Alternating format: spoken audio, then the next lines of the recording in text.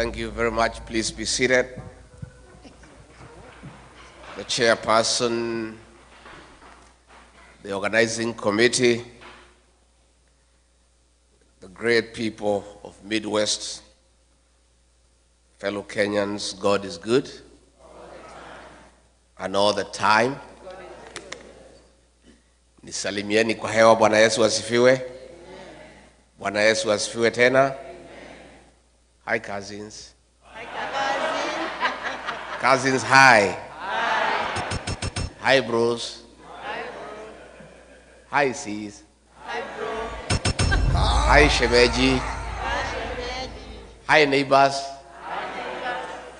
Midwest, hi. Hi. Midwest, hoi. Hoi. Asanteni sana. Thank you very much. Let me take this opportunity on behalf of my wife, Pastor Dorcas, and I, and our small delegation, say how delighted we are since our arrival to this great city of Kansas and this region for the very warm welcome all the way from the airport, all the way to the residence where we are staying. We had some dinner last night. This morning we went to President Truman's library and memorial, and it's been awesome. Even as we arrived for this town hall engagement, we want to thank you for the warm welcome. I must tell you from the bottom of my heart that we feel very loved and appreciated. In fact, we are feeling spoiled. You know, sisi tumezoea kukibiswa nyumbani na kasongo na tiagas.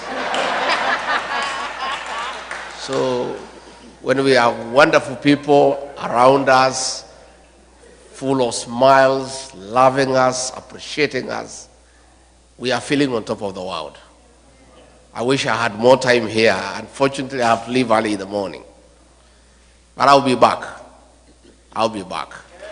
Yeah, I've really loved this city and the people. You are wonderful people. You are very welcoming. I deserve to spend more time with you because it's a rare opportunity. Secondly, let me thank you, our great people from Kenya, for being united, for staying together and loving one another. That is the Kenyan spirit. And that is my wish. And I'm very happy since I came to the US more than a month now. Wherever I have gone, I've found Kenyan people. They love one another and they stay together. I am very encouraged, and that is the message I'm sending back home, telling our people what I have found in the United States, that our people are one, our people love one another.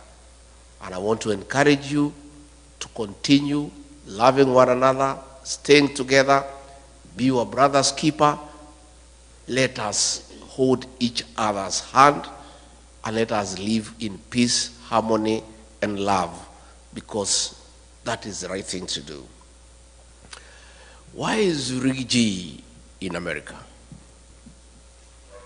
Rick G has come to the United States to listen to the ground,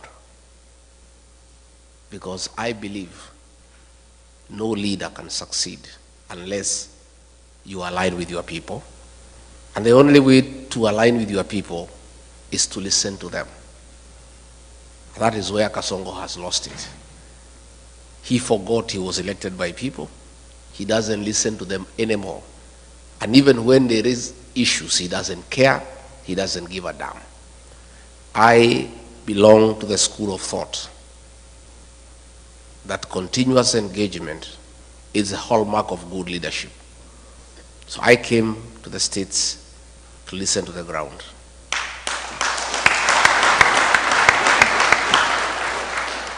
Hapa Midwest munasemaje? One time. Ati munasemaje? One time. Hapa ndio munasema? Yes. Kasongo ni one term. Mumeamua? Museme na sauti kubwa asikie akiwa nyumbani. Ati munasemaje? Thank you very much. I've come because the people who live in the United States are part of Kenya. And they, like other Kenyans, care about home. And more than anybody else, the people living here are troubled by what is happening at home. They are anxious, they are fearful, they are worried. And I came so that I brief you as to what is going on back home. And I tell you the few ideas that we have of what we need to do. And I plead with you to walk with us in that journey, to liberate our country, to restore our dignity, to restore our country, and to make sure that we have a beautiful country that we call home.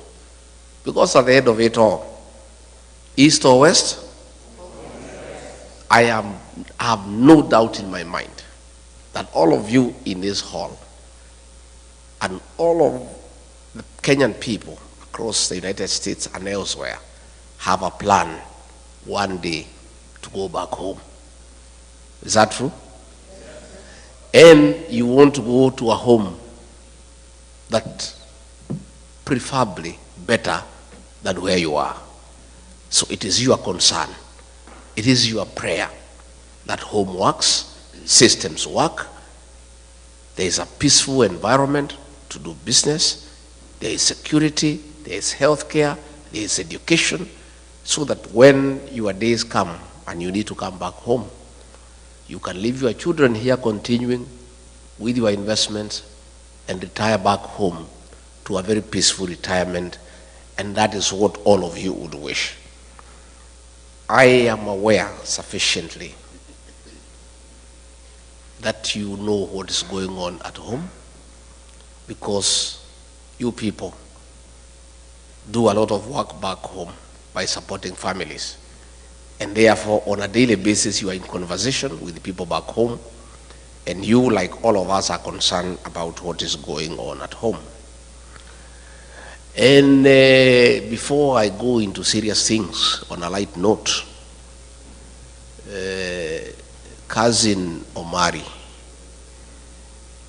ako wapi Omari? Amenda. Where is Omari, the guy who is married in Lemuru? Omari? Omani. Where is he, the guy who is married in Lemuru? So when you see him, you tell him, traditionally, and I think that's why he has left. I think somebody from Mulima must have sold me. Because I wanted to tell him, traditionally, all the girls are my daughters. Yes.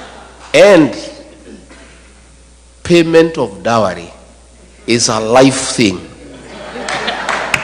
So anytime you meet your father-in-law, you must. So I had hoped to kutana naye nyuma ya hema anipatie kitu in dollars because of having my daughter from Lemuru. Let me say this with a light touch. Let me say this. Back home, it's tough. There are tears. There is anguish. There is fear. There is uncertainty. Our children between the ages of 15 to 24 are being abducted and killed by the state. More than 200 kids since 2024 have been abducted, tortured, and killed, and others have disappeared. Parents worry. When you don't know where your child is, you cannot sleep. If you call your child and the phone is off, you are worried. And the situation has been worsened that Kasongo and his boys have now gone berserk, and they no longer fear, and they no longer pretend. The CS in charge of Interior, Kipchumba Murkomen, in broad daylight, gave an order to police to shoot, to kill. A week later, Kasongo himself, shamelessly, in total impunity and total disregard of the Bible teaching that thou shalt not kill, in total violation of the Kenyan Constitution, publicly announced that our children should be shot in the leg. The chairman of the National Assembly Committee on Defense and Foreign Relations, Nelson Koech, corrected Kasongo very angrily that the kids should not be shot in the leg, they should be shot in the head. That is the situation we face as a country, where in total disregard of the Constitution, against biblical teachings, a president of a country elected by the people has the audacity to give orders for the extermination of our children. That is why Kenyans are saying, Bwana Kasongo, even if you pipe milk to our homes, even if you build roads made of gold, even if you paid us every day 100,000 shillings, your hands carry the blood of our children, and there is no way we can vote for you.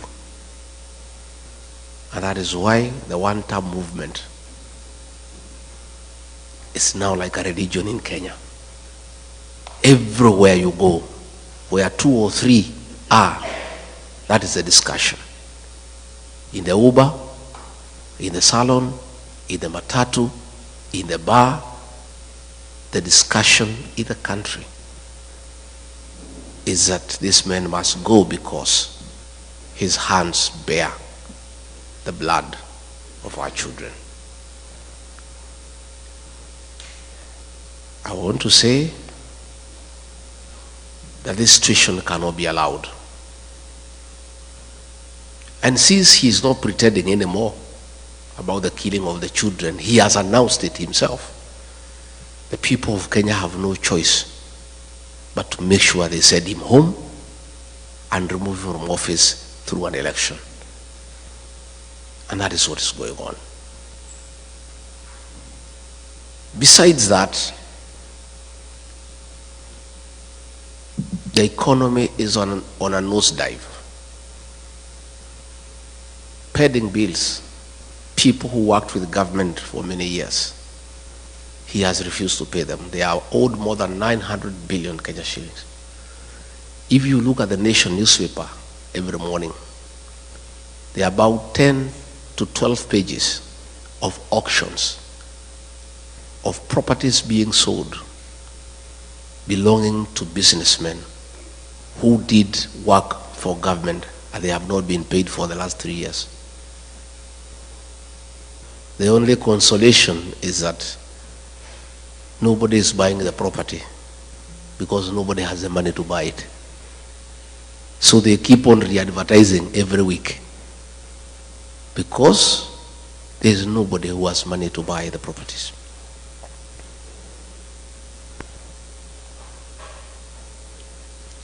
William Ruto found a working education system.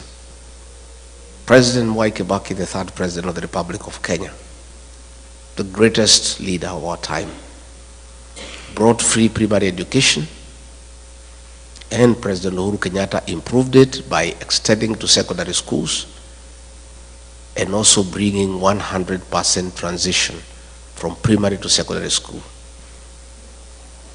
He found a working university financing model and a help, a working system most of you went through, including I, that he put it aside and brought something that is not working. As we speak, many university students are at home. They cannot access university education. Most principals of secondary schools and head teachers of primary schools are living in fear and in hiding because of being auctioned. The schools are being auctioned because they have not paid suppliers, because money meant for capitation has not been provided by government. So the education system is facing near collapse. The health system, and you people here in America know how important and critical a working health system means to our people. He found a system called NHIF that was struggling but working, that needed improvement. The people at NHIF had come up with a program that needed 800 million Kenya shillings to reform it and make it workable and compliant with the present times. Kasongo came and discarded that system and brought something called SHA and SHIF at a cost of 104 billion Kenya shillings, money that he is stealing with his cronies. And despite stealing all that money, the system is not working. And you people know that because you have parents back at home. You know when they go to hospital, they cannot get their bills paid by insurance. Again, that is something that he has destroyed. He came up with something called the housing levy, ostensibly to construct affordable houses for the people of Kenya. It is not the work of government all over the world to construct houses. Governments put up roads, water, electricity, drainage, sewage. It is the work of the private sector to construct houses. But he has put it by force because he has business interest in company with some Asians to supply cement, steel, and iron sheets. So the whole affordable housing scheme is about corruption. It's about conflict of interest. Again, you find in agriculture, all the sugar factories have been sold to Asians in partnership with Kasongo. Last week, despite us having rice in Moya and Ahero that has not been bought, that is in the stores, he has authorized the importation of 5,000 metric tons of rice, duty-free, that will come and kill the rice farmer in Moya and Ahero. So you find, because of state capture, the president is in business in every sector. He is competing with every other businessman. And because of his advantage as president, he has killed all other business people. He's doing all the businesses in Kenya. I remember when we came into office, there's something called e-Citizen. It was an app that was being operated by some private people and doing some little work for government. And when he came, he brought a lot of issues saying it is wrong for anybody in the private sector to collect money on behalf of government. And he said the Ministry of ICT must take up e-Citizen. Little did I know he wanted the owners of e-Citizen to come into the open. So when they came, he negotiated with them, took 80% of the business and said they should continue, and ordered all government services to be onboarded through e-Citizen. Out of every 5 shillings that is paid through e-Citizen, he pockets 3. That is not enough. The Auditor General has reported more than 10 billion shillings collected through e-Citizen cannot be traced. So what is happening in Kenya is that we don't have a government. What we have is a criminal enterprise, theft of public funds. where the president has taken over all the businesses in the country. He's a chief procurement officer, he's a chief accountant, he is a supplier, he is everything. And nobody can ask a question. And that now brings me to explain to you why we fell out. I believed this man because he came with a Bible, and I'm a Christian. I'm the husband of a pastor. So when you come with a Bible and say you are saved, I believed this man. And all the things he told me and told the people of Kenya, we believed. I did not even have an MOU with him. We never wrote any agreement. I believed everything he told me. But when we arrived in government, it's a one-man show. He makes all the decisions. And all these decisions are selfish. It's about him. He's a businessman. He doesn't care for the country. And I started telling him this is wrong. Within a very short time, he captured Parliament. Parliament cannot ask a question. He captured the Senate. They cannot ask a question. He compromised all institutions of oversight. Nobody can ask a question. The only person who remained who could ask a question was Tinga, Raila Odinga. And he told me, we'll look for this man. He loves money. We'll give him some money. He'll also keep quiet. And sure as December 25 is Christmas.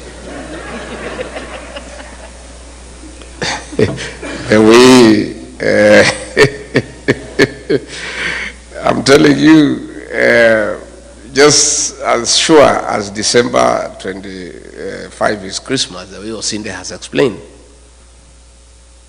the man is eating and hence observing table manners. He cannot speak, his mouth is full. So the two are one and the same. And you know, sometimes we were debating. Okay, William Ruto is a great mistake. It's a mistake we have to live with. We made a mistake. I made a mistake. And I have apologized to the people of Kenya.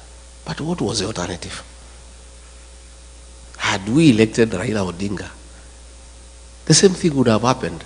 The two would have crossed ranks. They start eating together the way they are doing today. So we are just saying Kenya was presented with two unpleasant choices. There were two hyenas, but they were different. One without teeth and one with teeth. And I think to a certain extent, President Uhuru Kenyatta was right. Probably we should have gone for the hyena without teeth because it will not finish us in one day. Yeah? Si ingetukula pole pole. Sasa, mimi, regarding Gachagua, decided to go for the hyena with the teeth. And it started with me.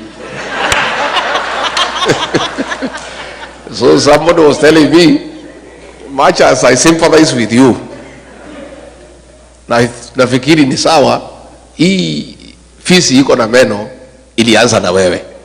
Ndio sasa ikujie si? So yesterday I heard David Morales saying that Jubilee can support Raila Odinga if they abandon William Ruto. Raila Odinga and William Ruto are birds of the same feather. None of them is an alternative. We must get rid of the two because they are Kenya's problem. So when he bought Raila Odinga and he kept quiet, then he started stealing everything in the country. Started killing people. And I disagreed with him. And I was left as the only option now to fight for the people of Kenya from within government. Everybody else had been compromised. I was left alone. And I started fighting from within. So when he decided to kill our children, the Gen Z, I said no. And when he insisted and killed them on June 25th, 2024, I went to Mombasa and called a press conference as deputy president and told him off. And that was our parting shot. We never talked again from that day.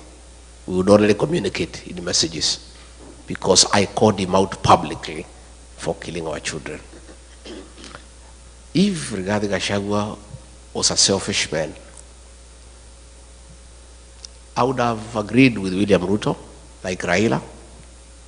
We sit and eat, then we finish the country. Today I will be a very wealthy man. I would have joined him in all the deals. E-Citizen, we do. Fuliza, we do. Medical equipment, we do. Because he was willing to let me eat so that I keep quiet. He was quite happy. In fact, he told me, we wacha mambo mingi bana. We kuja tukule bana. Hii Kenya ni yako. Hii Kenya ilikuliwa na Kenyatta, bado isha. Ikakuliwa na Moi, bado isha. Ikakuliwa na Uhuru. We, shida yako ni gani? You know? Had I been just another Kenyan, like the Kenyans I see, if I was like Raila Odinga, a selfish person, I would have agreed with William Ruto. I stay as deputy president. I enjoy the privileges, there are many, and we eat. We finish the country. We let the children die, and I just sit there. But my conscience wouldn't allow. I am not a wealthy man, but I'm not a poor person. And I don't need money myself. My children are big, they are working. My wife is here, is a pastor. Nywele yake hata haihitaji 3,000. So, what reason would I had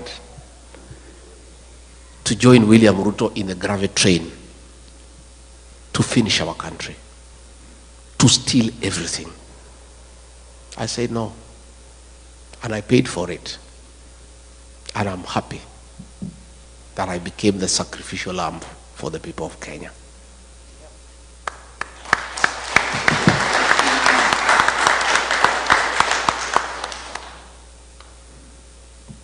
We will fix our country, and I want you to be comfortable in the knowledge that the darkest hour is just before dawn. Our dawn is coming. The mood in the country, people of Kenya have made a decision. And nothing can change that decision. In fact, it's only that it's far away. Ni mbali sana. 2 years is a long time. But we don't have a choice because we are democracy, and we don't want change through unconstitutional means. We want change through the ballot. So what we are asking is Kenyans to persevere, to be resilient, to be patient, and we'll make the change at the right time. I was worried before I came here that the level of impunity by the president is becoming dangerous because people are being killed every day. When we had Sabasaba, the government hired criminals to burn shops, to destroy property under police supervision. Policemen were shooting people without caring. Young children were killed, and the president did not care because there is nobody to ask him any question. And even when we complain, he doesn't care. I am very encouraged that through your efforts, the day before yesterday, the chairman of the Senate Foreign Relations Committee, Senator James Rich, tabled a bill in the House calling for a review of the status of Kenya as a non-NATO ally for several reasons. Among them, that William Ruto is working with the terrorist groups, most notably RSF of Sudan, where he is in gold business with Hemeti, and where Kenya supplies arms. to go and kill children and women in Sudan. The Americans have complained that he has also been doing business with Al-Shabaab. The Americans have called for investigations on abductions, extrajudicial killings, use of police to attack civilians, and other violation of human rights. And within 90 days, an investigation will begin and a report to be made within 180 days. And there is real panic in Nairobi. I saw William Ruto today fumbling with words, trying to explain himself, but trying to digress from the real issues. He was saying that the Americans have a problem with him because he's having a relationship with China.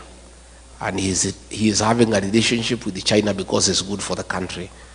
But he's running away from the real issues. And because he follows me wherever I am,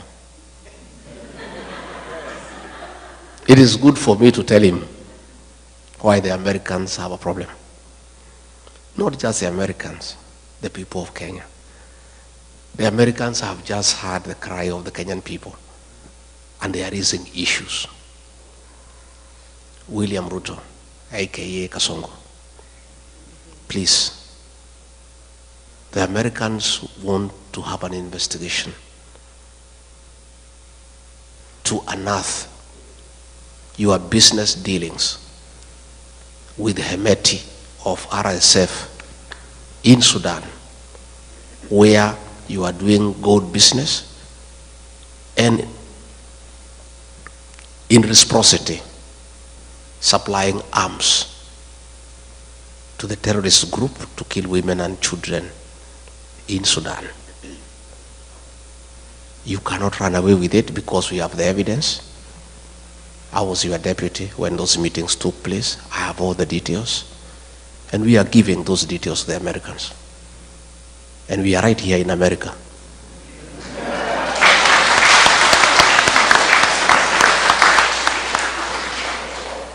And much as you think we are stupid, don't just think we are just here, just moving around. We are also here to put the Kenyan case to the American government and to Congress and to the Senate.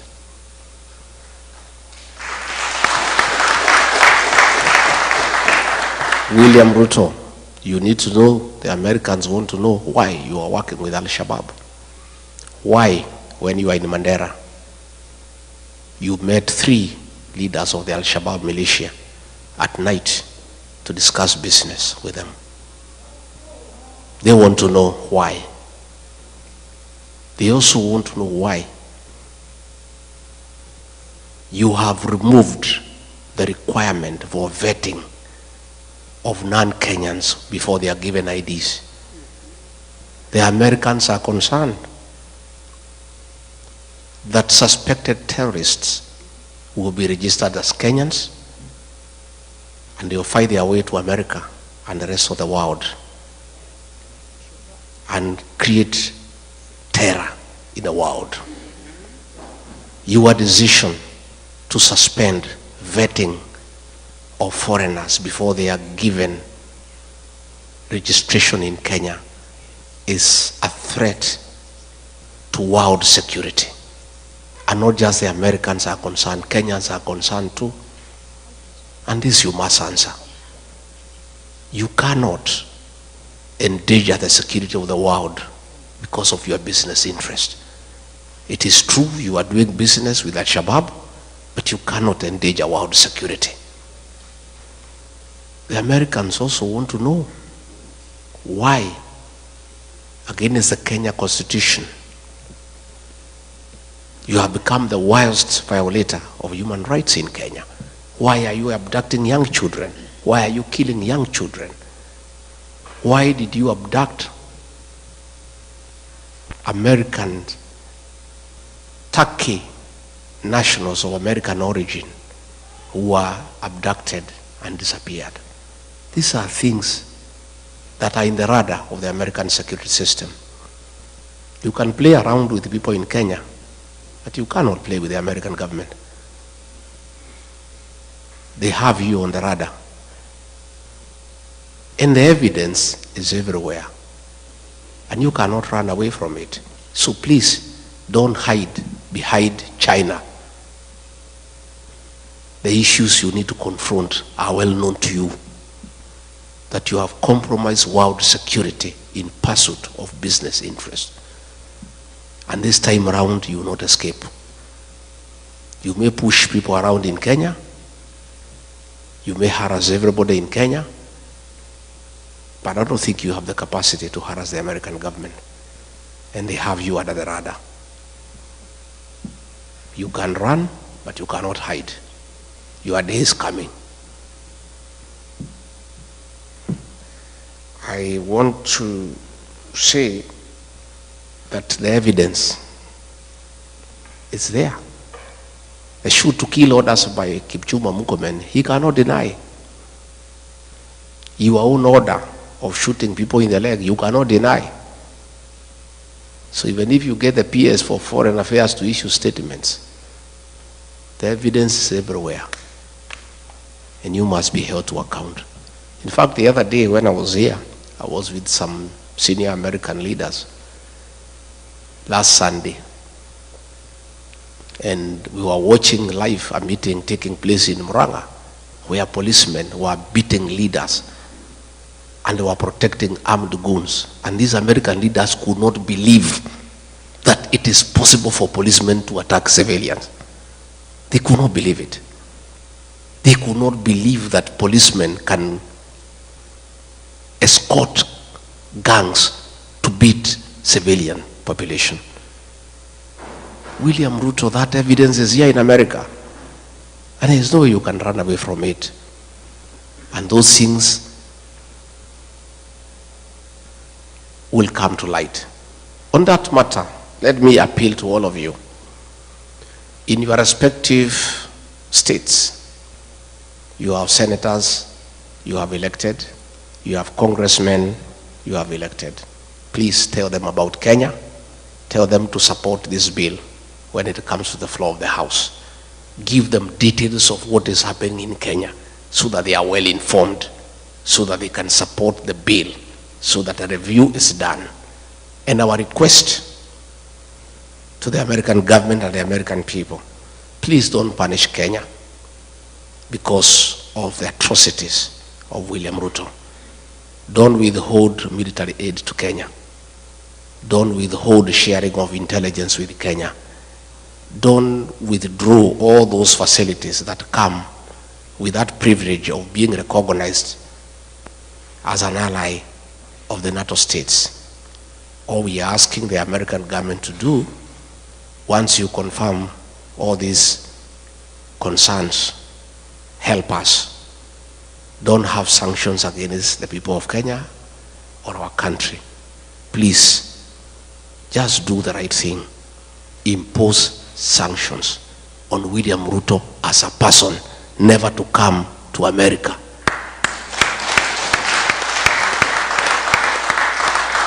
And I think if he does that, that is our problem. Kenya should not suffer because of one person. Let's deal with the person.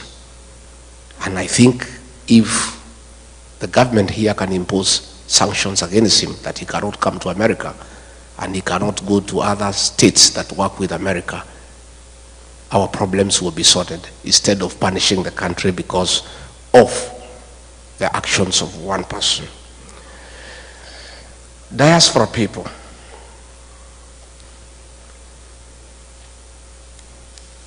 you people are very important partner to any serious administration. In the 70s, coffee was #1 foreign exchange earner for our country. In the 80s, it was overtaken by tea. Tea became #1 foreign exchange earner for our country. In the 90s, both coffee and tea were overtaken by tourism, and it became #1 foreign exchange earner. But as we speak today, all those have been overtaken. the #1 foreign exchange earner for our country, Kenya, are remittances from the diaspora. It is you guys. You are the drivers of our economy. Our economy relies on you. It's the dollars you send home that we use to pay our public debt. It's the dollars that you send home that we use to import products from across the world. It's the dollars that you send home that are running our embassies. Hence, you are a very important stakeholder in the economic development of our country. For those of us who rear dairy animals, the dairy cow, for it to give you milk, you must look after it. And if you don't, it will refuse to give you the milk. You must give it hay, you must give it dairy meal, you must give it lucerne. Nowadays, at home, we are supplying mattresses for cows to sleep on so that they don't feel cold at night.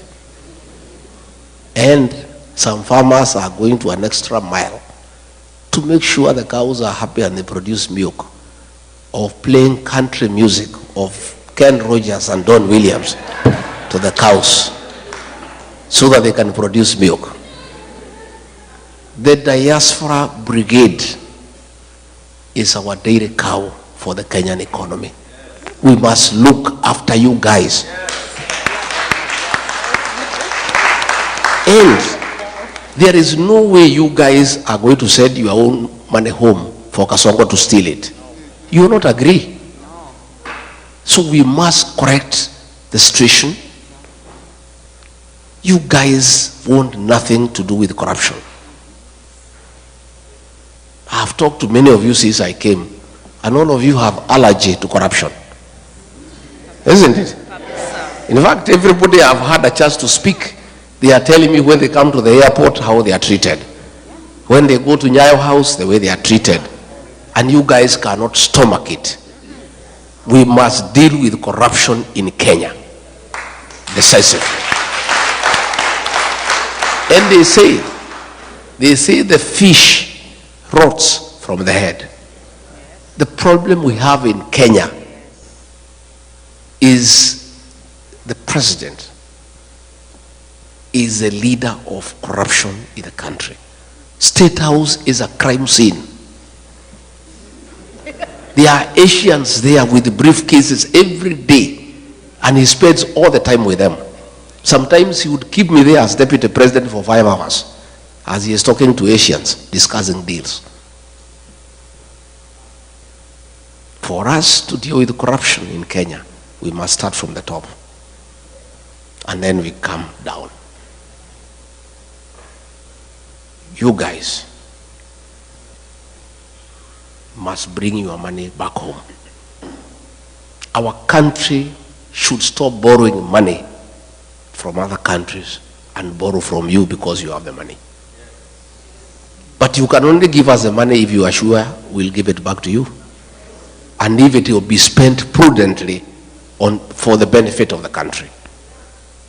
And those are the things that we want to form the government together, so that we can have very practical programs that satisfy what you want.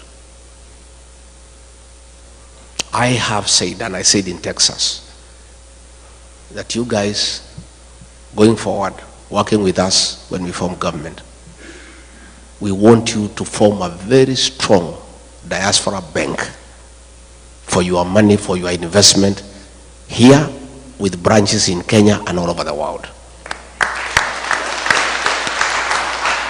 You guys have sufficient capital to start a big bank, and you have the right personnel to run that bank professionally. And you see what will happen.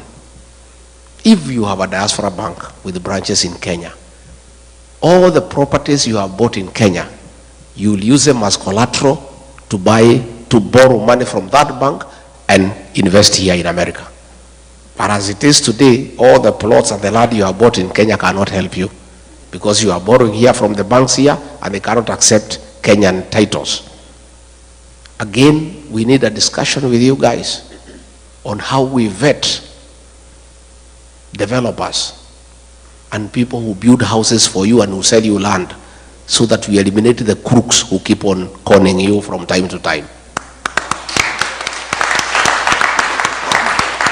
We want to have a conversation that it is immoral and wrong to have double taxation. You cannot be taxed in America. After paying your taxes from your savings, you send money back home and then it is taxed again. That is a discussion we are going to have, so that the money you remit home must be exempted from double taxation, because you have already paid tax in your country of origin where you are working. We need to discuss, how do we encourage you to save at home?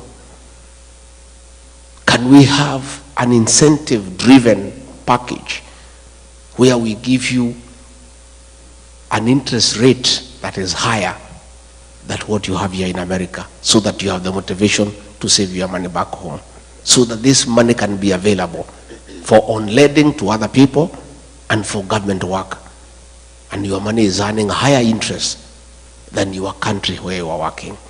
So I'm saying, I have come to start engaging with you. I don't want to engage you when we form government.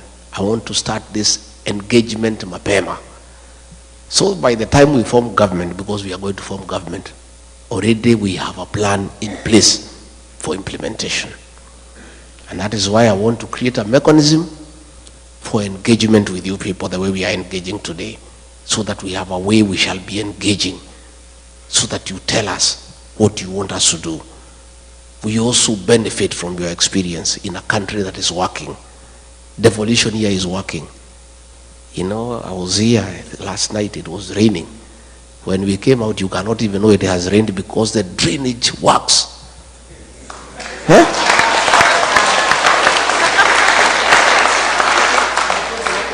Kwetu ikinyesha hata hutaki kwenda nyumbani, because you are sure you need a mkokoteni to take you to your car. You know, we were here and it rained very heavily. By the time we went outside, you cannot even know there was rain.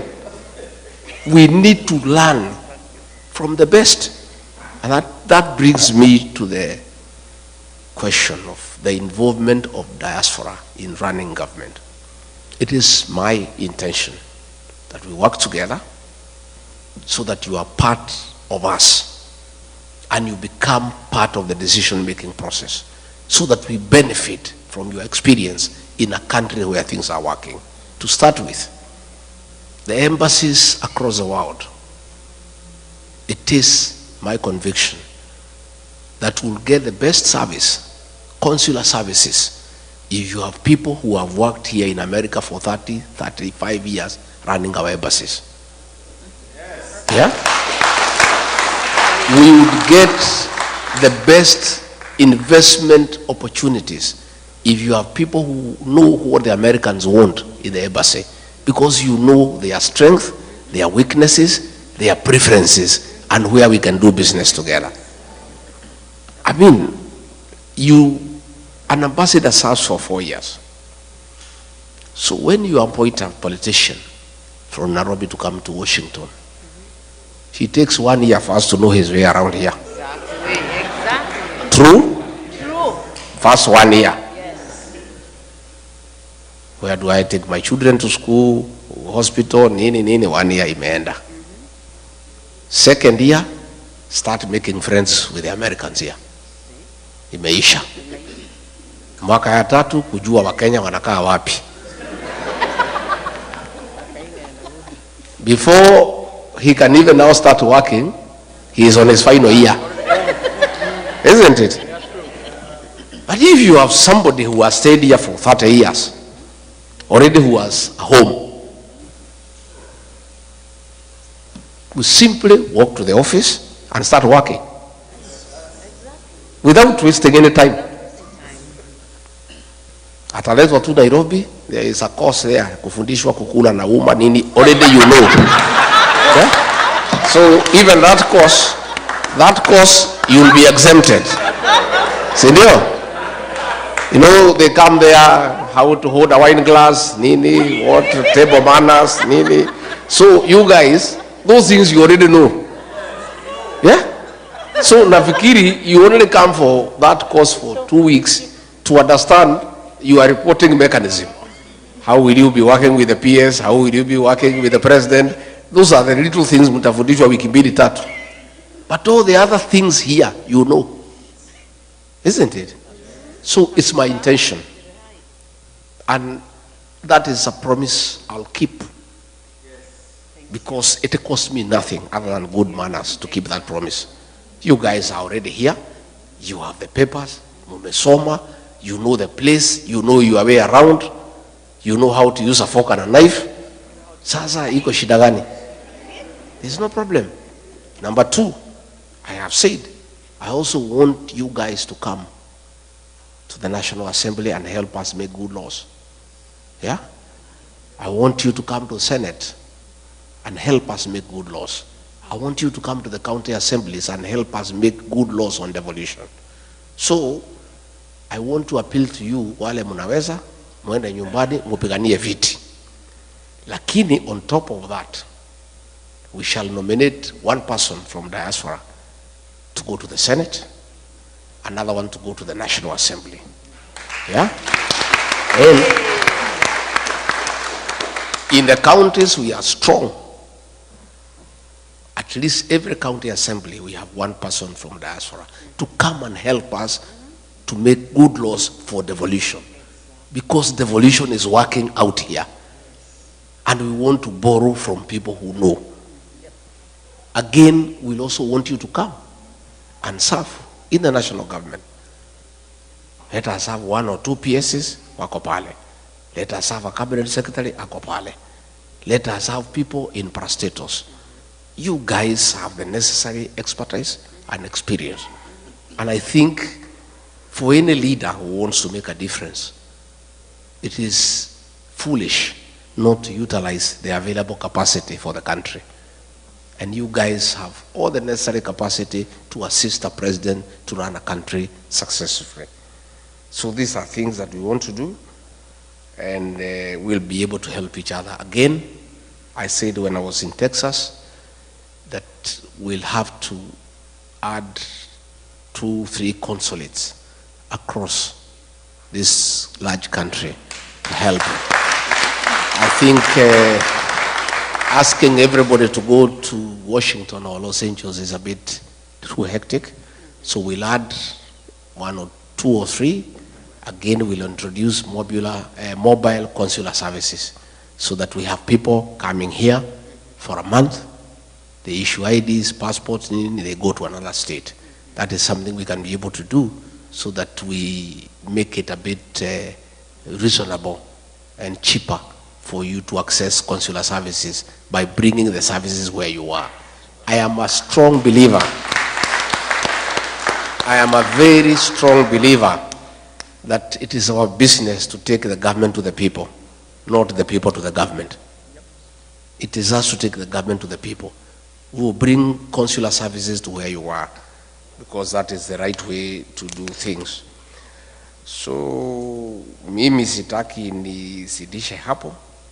I want to say, because I have found a few questions that have been written here, I'll go through them and I answer them, because I believe in participation.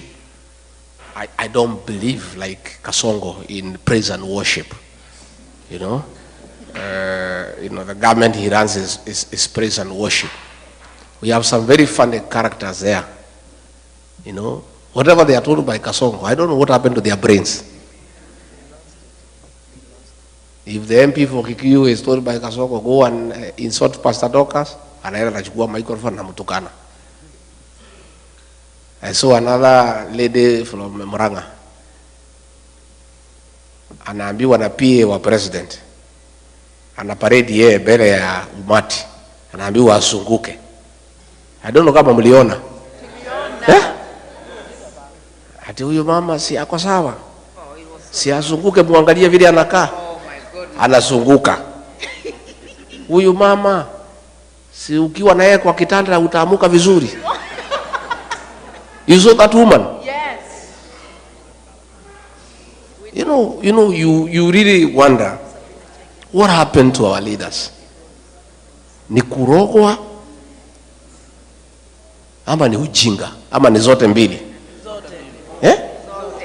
I can't understand. I don't understand what has happened to our leaders.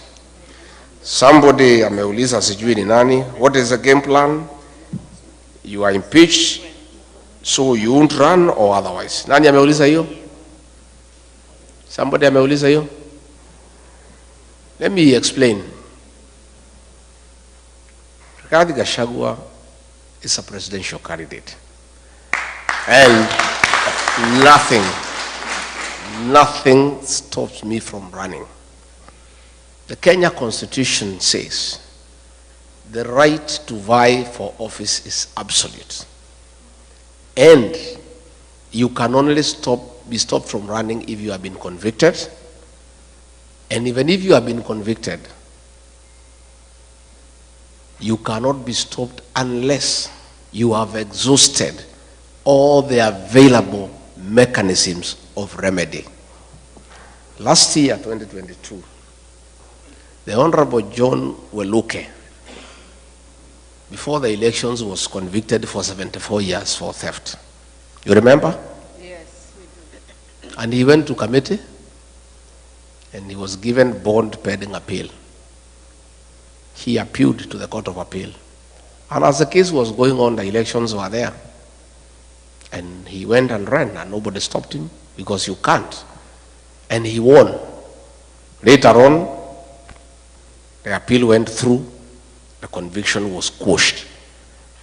Had he been denied a chance to run because of the conviction by the High Court, and then later on,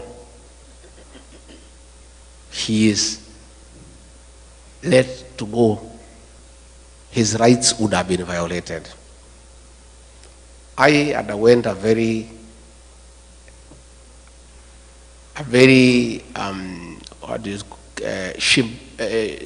shambolic exercise at the National Assembly and Senate.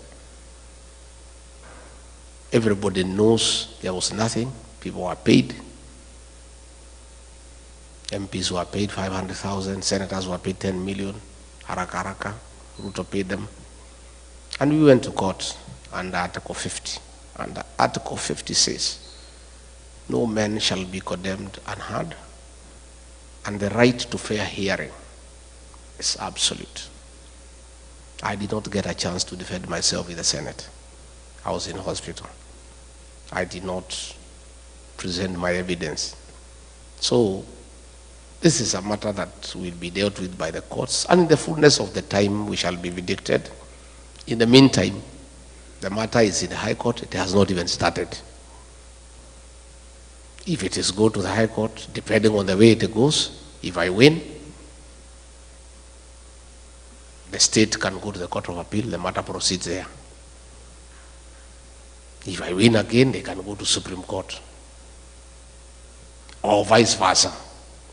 Until those mechanisms are exhausted,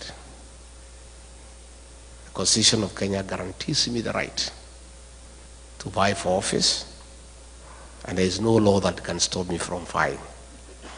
Yeah? So,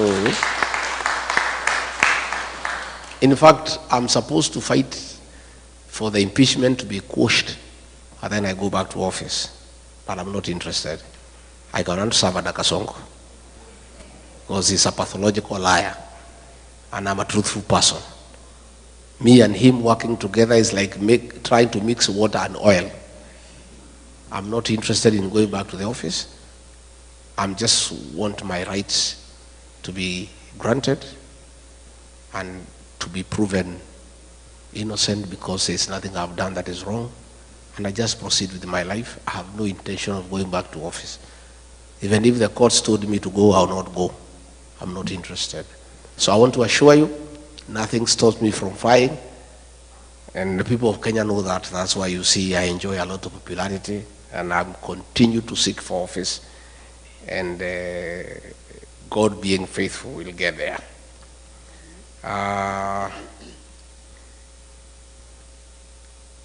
now that you are teaming together, do you have a very strong candidate to face Ruto?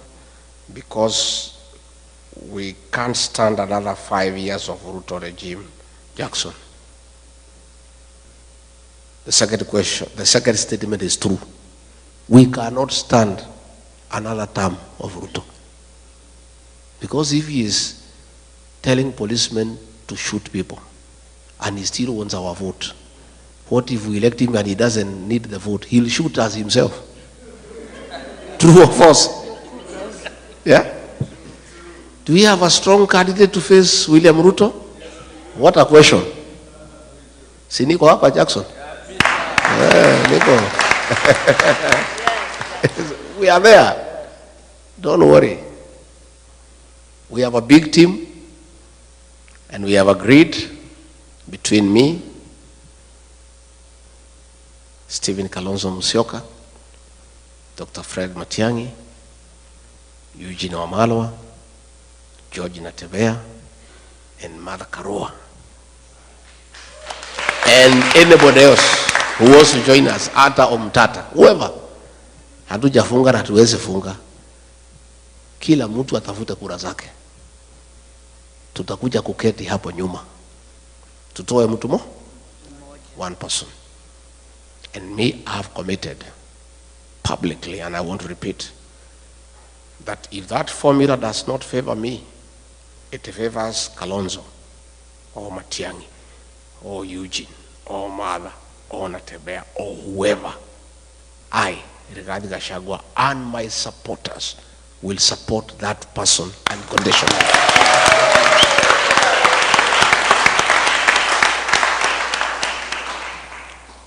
Lakini Mungu akisaidia ikuwe ni mimi, hiyo mtu nitakimbiza yeye kama baisikeli ya kuibiwa.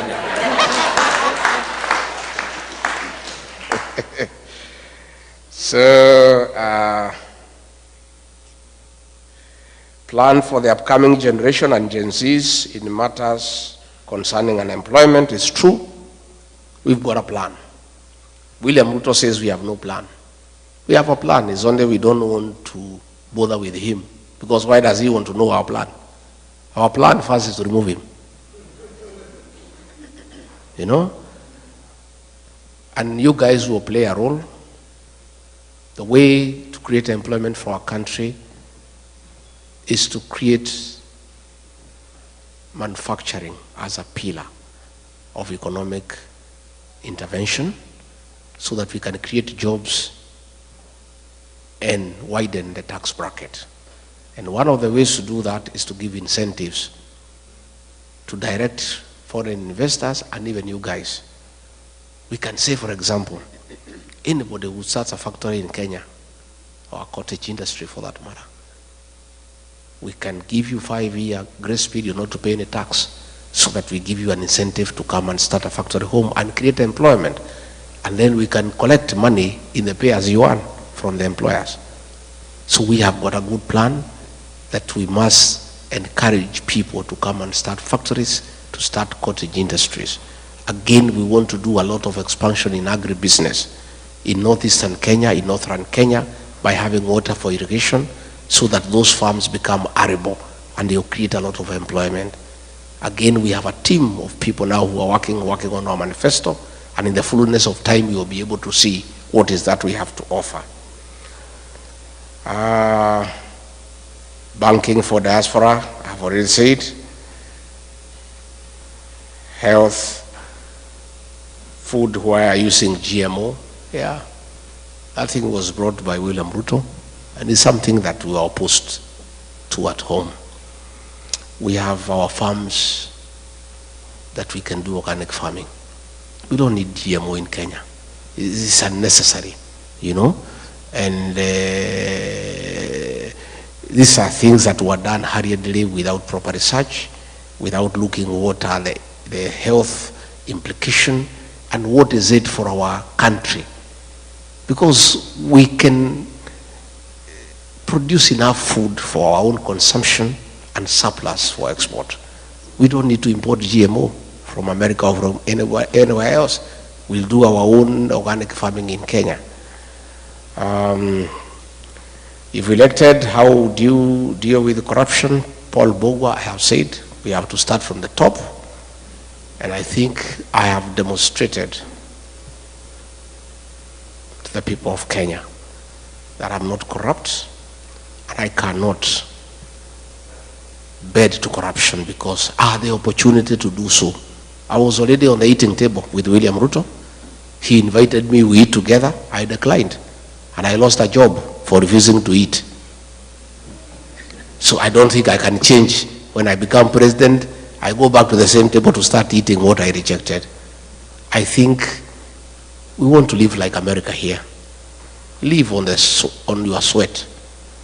Just work hard, earn an honest pay, and live well and honorably and fulfilling life. There is somebody here who wrote, I don't understand what he meant. Dicho, you said, if yes, how often do you check on each other? If no, since when did he become your enemy? John Dicho. What do you mean by that?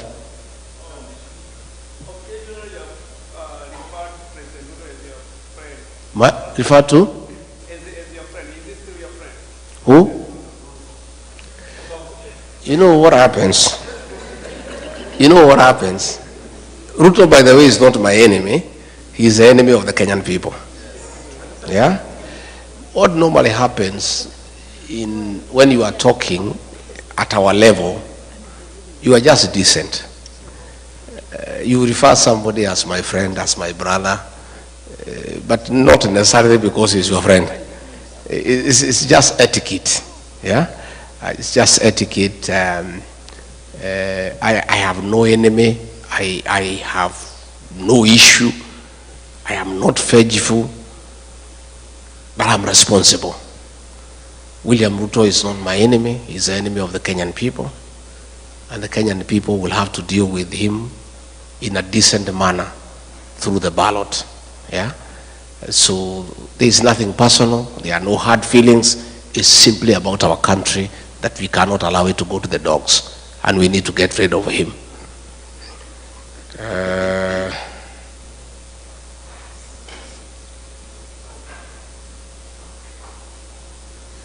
Why do we keep sending money so easily and yet we can't vote from the comfort of our beds using our gadgets? How come you keep on saying you understand the ground and yet when we want to run for a political position from here, it is a problem? How are you going to reconcile these issues? We'll have to develop our electoral process, but it takes time. The voting here is electronic. It's a democracy spanning over several hundred years. Our democracy is 61 years, 62. We keep on improving every day. We haven't yet reached there where we could go electronic. Mostly our people, the rural population, quite a bit of illiteracy and sub-illiteracy, but we are getting there. With the time, I'm sure, in years to come, we'll go fully electronic so that you can, as you say, vote from your bed. Yeah, but tutaenda pole pole so that we get there. Again, we are going to lobby IBC to increase the voting polling stations here in the states because, as you have said, it's very expensive to go to Los Angeles, to go to Washington, to go to New York. IBC is independent. I cannot give a commitment in totality, but all I can promise is that we are going to lobby them to increase the stations. We have a very vibrant constitution, and when you were in office, some goons went to the Kenyatta's farm, but unfortunately nobody was apprehended and taken to court. What happened? Minawero is true. Kenyatta's farm was attacked, and some people were even trying to blame me. And I just kept quiet because Uhuru Kenyatta knows he was president of the Republic of Kenya. Issues to do with a retired president, his welfare, his security, his allowances, his travels are dealt with by nobody else other than the sitting president. There is nobody who could have attacked Kenyatta's farm without the knowledge and the concurrence of the sitting president. Regarding Gachagua has never been president. Yeah? And it was something that was being done so that they can make us, the leaders from the mountain, fight each other. Yeah? His security was withdrawn, that of his mother, and they were trying to say, no, he's a deputy president who ordered the withdrawal of the security of President Kenyatta. How? There's nobody. Even today here in the US, matters to do with the former presidents will be dealt by the president himself.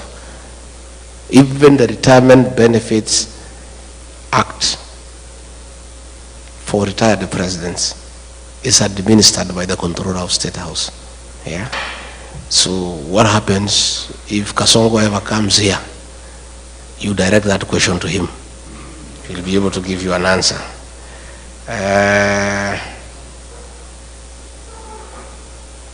James White, how will the new Kenyan administration address historical injustices so that the country can move forward? It's true.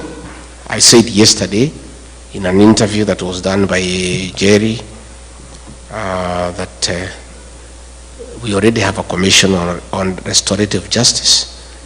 And when we form government, we'll appoint a judicial commission of inquiry to inquire into the killings of the Gensis and other people who have been killed and harmed, so that those who did it can be brought to book and they can be given compensation.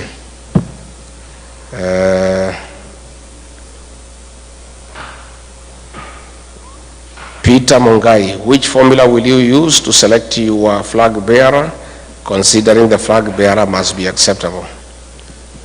Hiyo sasa ndio kadi yetu. Tukitoa hiyo si tumeisha. So hiyo hatuwezi sema saa hii. But there will be a good formula, and I can tell you we'll come up with a good candidate. And we are not in a hurry. For now, our candidate is Ruto must go, and our plan is one term. Because if we announce our candidate now, Kasongo atatusumbua sana. Hata mwekea vikwazo na kumsumbua na kumutatiza. So wacha tukae namna hiyo. Our candidate for today is Ruto must go, and our plan is one term. Wacha angangane na Ruto must go, na angangane na one term for now. Yeah? And that's why he keeps on saying, where is your plan? So that he can start attacking it. Yeah? Mimi napingana na nani? Unapingana na Ruto must go.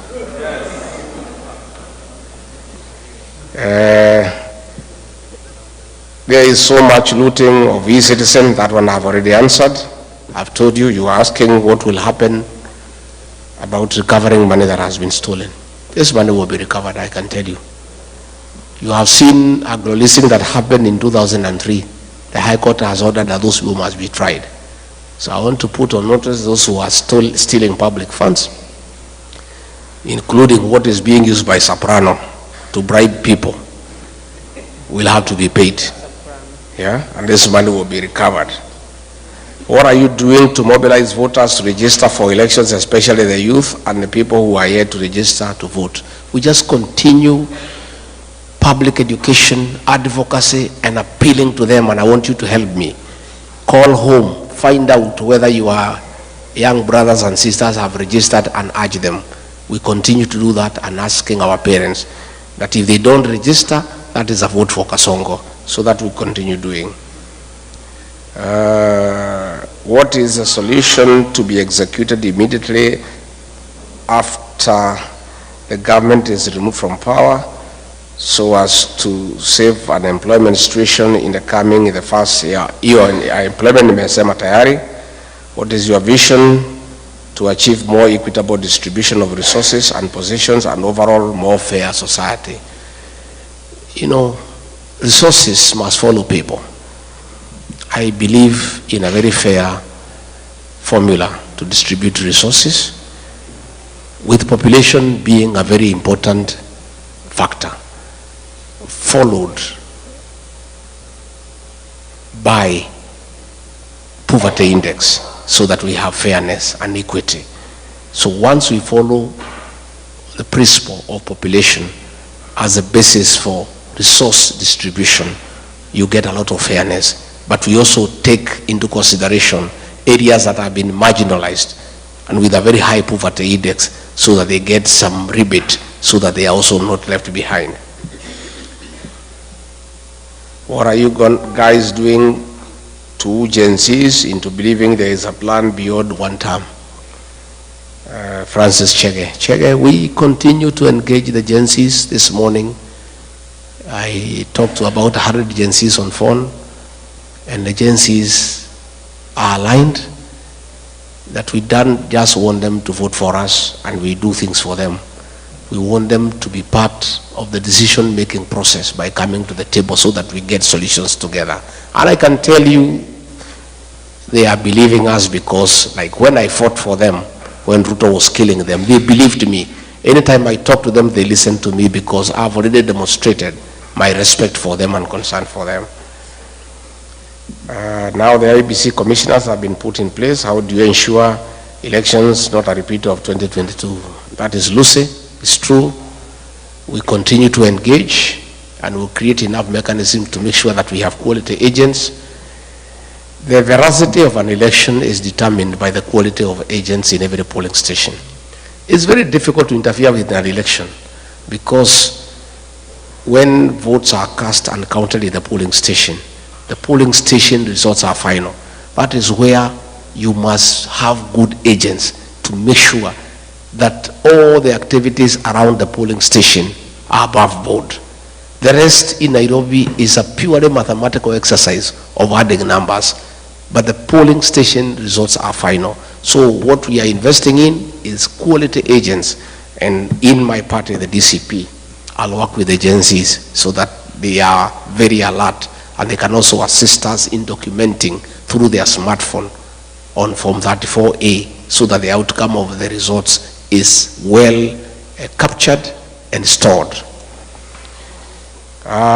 Thank you very much. I think those were the questions. Yeah. I think we have time. Finally, we belong to the Citizens for Democracy, DCP, Democracy for the Citizens Party, DCP, and I invite you to become active members and support that party as your party by preaching its ideology and availing resources to support your party. You know, I saw some fellows back home saying, oh, huyu mtu ameenda huko kutafuta dollars. Sasa hii chama yenu, mimi sina pesa ya kuiba kama Kasongo to run our party. Even here in America, you know, all parties here, even the presidential election is supported by the members, isn't it? So we are also asking you to support that party because we want a party that is homegrown with support from its members so that when we get into government, there are no businessmen who are coming to demand tenders to pay themselves for what they contributed. So please support the party. It's a good party. It's a national party. And it's not a mountain party. The deputy party leader is Cleo Malala from Kakamega. The secretary general is Hezron Obanga from Kisii. The national chairperson is Paria from Kajiado. The deputy chairperson is Owino from Kisumu. The treasurer is Mwikali from Machakos. Deputy secretary general is Ole Kamwaro from Narok. And like that. Again, out of 34 members of the national executive, 9 are agencies. So we are well represented. It's a national party, and I want to request you to be very active here in Midwest. This is your party. We'll form the government together, and we are serious partners. And I want to continue with this engagement. I'll come again when I have sufficient time so that we spend more time. But I want to say I feel loved, I feel well taken care of, and I believe I have answered the issues that were of concern to you. Have I? Yeah? Can I ask Pastor Dorcas to come and say hi? I believe in very strong family values as the basis for a strong nation. And that is why I walk around with my wife, because you must lead by example. There is no way as a leader you'll say you believe in very strong family values and you don't lead by example. And many people who are uncomfortable of the support I'm getting back home from families, because families are supporting me because they are saying Ricky G has shown us he believes in strong family values. That is why they like pastor not to be seen with me, so that I lose that advantage that I'm having from families. They are wasting their time. Yeah? So I'll continue, and I also want to ask you to have strong families as a basis of having a strong nation. Pastor Dorcas.